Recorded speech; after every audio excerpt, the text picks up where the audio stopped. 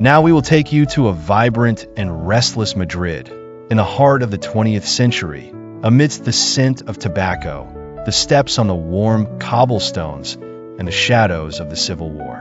A city of stolen loves, clandestinity, poetry, and gunpowder. This is a true story, yet incredible. The love story between Maria, Teresa León, and Rafael Alberti, two of the brightest and most passionate minds of 20th century Spain. But it is not just a story of passion. It is a tale of fire, resistance, poetry, and pain, traversing revolutions, exile, hunger, and remaining alive until the last gaze.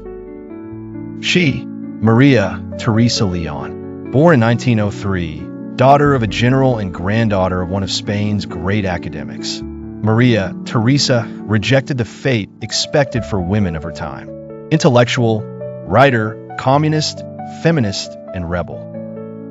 Her gaze was like a wind that shook the rooms, and her voice, according to many, had the power to awaken consciousness or to make one fall in love in an instant. She had already been through a failed marriage, 2 children, and a fierce will to live for her ideas. He, Rafael Alberti, poet of the famous generation of 27, handsome, melancholic, an artist born on the Sea of Cadiz and raised in the heart of revolution. He had words like swords and eyes like storm shadows. When he met Maria Teresa in 1930 in Madrid, he was searching for meaning, she for a flame. And they were that for each other. Within months, they were inseparable.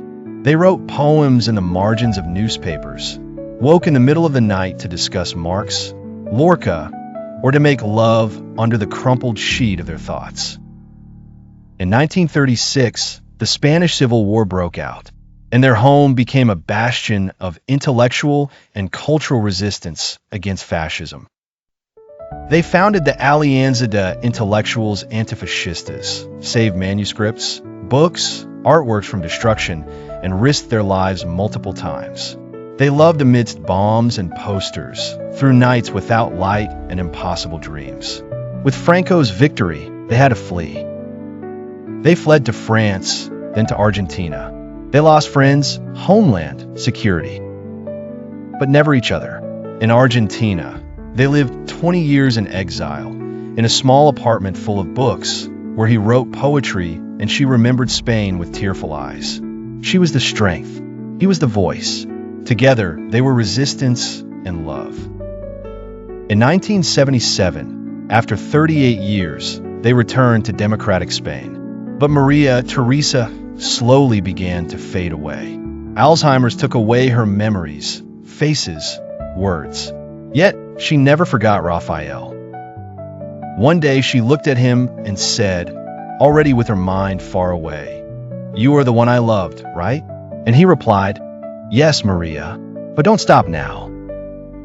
She died in 1988. He survived her for 11 years, and every evening he lit a candle for her in the house where they had written, loved, fought.